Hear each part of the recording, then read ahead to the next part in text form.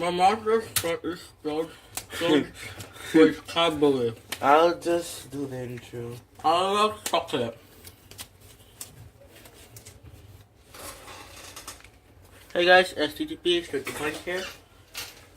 Sorry I wasn't able to make videos for like the past 2 weeks because school's just started. Was it 4 weeks? Yeah, 2 weeks. Anyways, my brother's gonna do his Narukami deck profile, so take it away. So guys, today we're gonna do Narukami. Anywho, so let's start off strong with the grade 3s.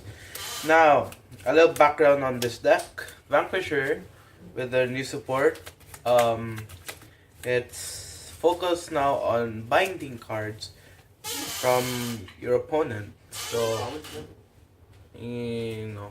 it's a retire bind. Basically, when they hit drop zone, they don't stay in the drop zone, they go to the bind zone. And the big bad of that is this guy.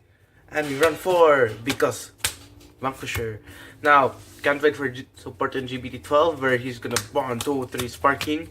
And also, stride skill, counter blast 1. Then after that, when something strides, obviously it's called a stride skill. And you retire bind one of your opponent's rear guards in the front row. And his GB2 skill is a defensive and offensive skill depending on where you use it. And on Vanguard Circle, it gets 3000 and plus a critical if anything gets retired. So yeah. Second grade 3 that we run is this is your anti-rush grade 3, Great Composure Dragon. Now, Great Composure, yeah, it's just a 12k grade 3 because why not? It's an anti-rush guy, so yeah, look at that. Next, the last grade 3 we're running is one hit 2 strike, 1 strike 2 hits Jin. Well, yeah, because he's fun grade 3 to run. Do not ride this guy. This guy will suck at your Vanguard Circle.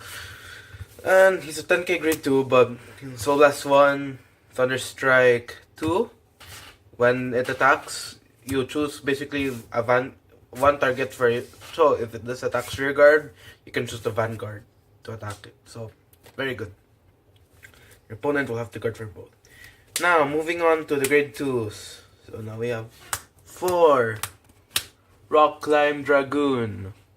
Now Rock Climb skill, Counter Blast 1, Soul Blast 1. If you have a Vanguard with Vanquisher and it's placed on rear guard, retire bind the unit and this unit gets +2, so basically it's on 11k. Next, Child of Narukami. 4 Chatura, my favorite card in the game. Yeah, this guy really annoys lots of people. I mean, like,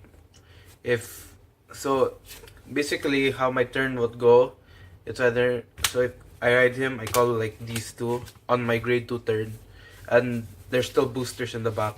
So this guy's swinging for 11k due to his skill, and on hit, counter blast 1, choose a card from your opponent's drop zone and retire bind it. Very good card since it's not GB1, but sadly it cannot attack a rear guard. Number 3 of the grade 2 lineup running is Voltage Horn Dragon. He's your Amber clone. So on boost, you already know the Amber skill, but instead of putting something to the bottom, you're just gonna retire bind it.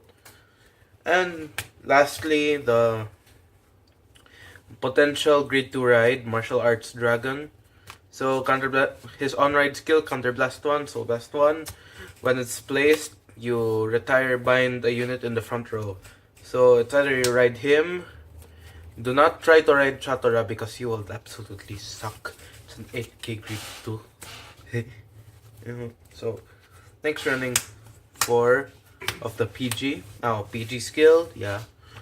Thunderstrike 2, Soul Blast 1. If it boosts the unit with Thunderstrike, you can eat another unit and return this to your hand. Next, the Chainbolt Dragoon. Now this guy is the engine builder of your deck. Basically, what he does is when something hits the drop zone, you choose a card. Your opponent chooses a card from his or her drop zone, retire and binds it face up, and until end of the turn, you choose another card, another Narukami card, and you give it +2. So it works good in combo with Vanquisher's GB2 skill. So yeah, running 4. But sadly, he's only good for like, he only is 1 per turn, so sad. Next, for Stride Fodders. Pretty sure you all know what Stride Fodders do at this moment, the time you're watching this video. Because if you don't, find another video, lol. Anywho. And then, we have our GG clone. Except a 6k GG, who has a soul blast of 1 only. But her requirement is Thunderstrike 2. Now, the reason why I'm running this is because this deck doesn't have a steady draw engine. So basically, you're gonna run out of hand cards really quickly against rush decks. So she's there just in case. For start, now moving on to the grade 0s. Starter, Wild Run Dragoon. Now, here's your basic put into the soul, retire, bind something, give something Thunderstrike 2, and it gets +5,000. Yeah. Now, onto the trigger. Running 4 of the Heart Thump clone for Vanquisher. Yeah, the double R crit. And next, Brawler Street Fight Dragon, specifically Street Fight, because he gets to return to the deck. So if you're having like troubles with deck out, since we don't run Legion, you can return and return. Now my tips is never guard with this guy, because this guy, if you deck out really fast due to how much you draw in this deck. Like, you draw your standard hand cards will normally be 8 to 9, and you're still gonna draw a lot due to some cards effects, which I'll show you in a bit. Yeah. Anywho. So, 3 draw triggers. Why 3 draw triggers? Because why not? Draw some more. Make the deck stupid. And 3, Dragon Dancer Vian. She's the other returning trigger, and she basically, when something hits the drop zone, you put her to the top of the deck, shuffle, countercharge 1, and then draw 1. Now, recycling, yeah. You basically just recycle the card that you just put back, so yeah. But if you get to draw her again, you're in bad luck. Next, 4 of the heal triggers. Why not? 4 heal triggers, specifically Meditate Dragon for those counter charges just in case you need them. But since you barely use Counter Blast in this deck, I highly believe you'd rarely use his skill. And yeah, you don't need CB a lot. Now, onto the G zone.